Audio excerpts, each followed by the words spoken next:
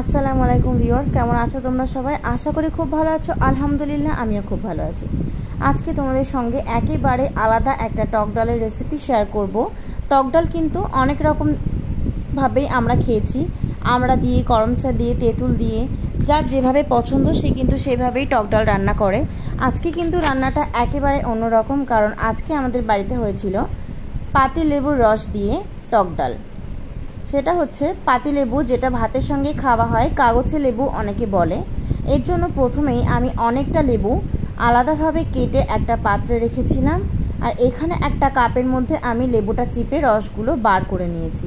তারপরেই দেখছো পানিটা গরম হওয়ার সাথে সাথে আমি এখানে মুসুর ডাল দিয়েছিলাম 100 গ্রাম পরিমাণে। 100 গ্রাম পরিমাণে মুসুর ডাল দেওয়ার পরে আমি খুব ভালো করে এটাকে সেদ্ধ করে নেব। যাদের একটু সময় লাগবে তারা ভালো করে সেদ্ধ করে নেবে।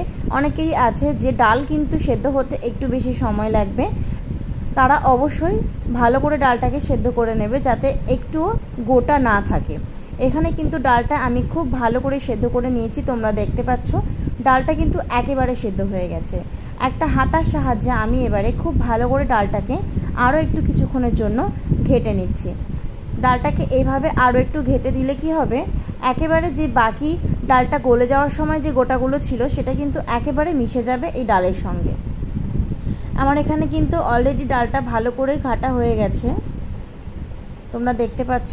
আর এখানে যে আমি কাপের মধ্যে করে লেবুর রসটা বার করে রেখেছিলাম সেটা এই সিদ্ধ করে রাখা ডালের মধ্যে আমি দিয়ে দিলাম। খুব ভালো করে নাড়াচাড়া করে নিচ্ছি।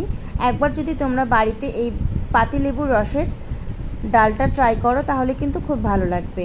গরমের জন্য কিন্তু টক ডাল সবারই খুব প্রিয়, আর দুপুরবেলা গরমের কালে টক ডাল খেতে কিন্তু সবারই ভালো লাগে, বিশেষ করে আমাদের বাঙালিদের। এরপরে আমি আলাদা একটা পাত্রে অল্প একটু পানিতে পরিমাণ মতো হলুদটা গুলে নিয়েছিলাম, এরপরে ডালের মধ্যে দিয়ে দিয়েছি।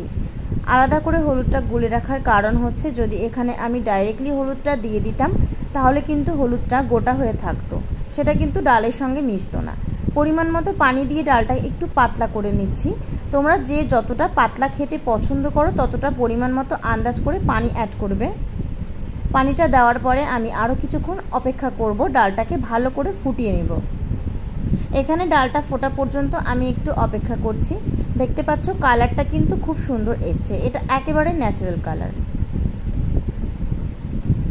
অবশ্যই কিন্তু লবণটা একবার চেক করে নেবে। ডালটা পুরোপুরি ফুটে আসার পরে তারপরে আমি নামিয়ে রেখেছিলাম। কড়াইতে একটু সর্ষের তেল দিয়ে দিয়েছি, আর এখানে আমি একটু ফোড়ন দিচ্ছি। ফোড়নের এখানে আমি দিয়েছি কয়েকটা শুকনো লঙ্কা। লঙ্কাগুলোকে আমি হাতের সাহায্যে মাঝখান দিয়ে ছিঁড়ে তেলের মধ্যে দিয়ে দিচ্ছি। তোমরা এখানে চিলি ফ্লেক্সও ব্যবহার করতে পারো, কিন্তু চিলি ফ্লেক্স যদি দাও তাহলে মনে হয় একটু বেশি ঝালটা লাগবে। যারা ঝাল খেতে পছন্দ করো তারা দিতে পারো, কিংবা এখানে কাঁচা লঙ্কাও দিতে পারো। আমি এখানে একটু সর্ষে ফোড়ন দিয়েছি, শুকনো লঙ্কার সঙ্গে সর্ষেটা দিলাম। টক ডালে কিন্তু যে যার ইচ্ছে মতো যে কোনো ফোড়ন দিতে পারো, কিন্তু আমার মনে হয় সবথেকে ভালো হবে সর্ষে, শুকনো লঙ্কা ফোড়ন কিংবা কালো জিরে। এবারে যতক্ষণ না শুকনো লঙ্কাটা লাল হয়ে আসছে ততক্ষণ একটু নাড়াচাড়া করে ভালো করে ভেজে নিচ্ছি। লঙ্কাটা যখন পুরোপুরি লাল হয়ে আসবে আর সর্ষেটাও ভাজা হয়ে যাবে তখন এবারে ডালটাকে আমি ঢেলে দিলাম। উপর থেকে একটু কাঁচা ধনেপাতা আমি ছড়িয়ে দিচ্ছি ফ্লেভারের জন্য। ধনেপাতাটা দেওয়ার পরে একটু নাড়াচাড়া করব। তারপরে ডালটা ঠান্ডা হয়ে যাওয়ার পরে তোমরা গোল গোল করে স্লাইস করে কেটে লেবুগুলো দিয়ে দিতে পারো। আমি এখানে গরম অবস্থাতেই দিয়েছিলাম। আজকের মতো এখানেই শেষ করছি। ভিডিওটা ভালো লাগলে একটা লাইক করে দিও। খোদা হাফিজ।